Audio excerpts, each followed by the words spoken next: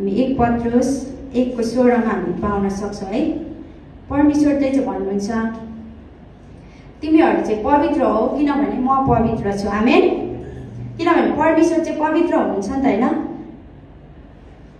पवित्र सिद्ध अनि एकमात्र पवित्र परमेश्वर चाहिँ उहाँ मात्रै हुनुहुन्छ अनि कसैले उहाँलाई हेर्न सक्दैन किनकि उहाँ चाहिँ पवित्र हुनुहुन्छ। साँच्चै नै परमेश्वर पवित्र भएको कारणले चाहिँ उहाँले हामीलाई आज पवित्र हुनका निम्ति बोलाउनु भएको छ। यसै कारणले उहाँले हामीलाई हैन हाम्रो शरीरलाई चाहिँ परमेश्वरले के भन्नुभएको छ त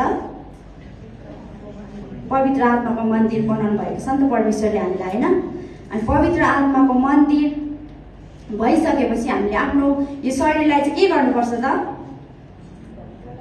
पवित्र राख्नुपर्छ, शुद्ध राख्नुपर्छ हैन त। अनि यो जिम्मेवारी चाहिँ कसको हो त हामी आफ्नै हो नि हैन। अनि यो मन्दिरलाई सफा राख्ने शुद्ध राख्ने चाहिँ हामी आफ्नै जिम्मेवारी हो। यसलाई हामीले कुन तरिकाले जिउने भन्ने कुरा यो हाम्रो हातमा छ।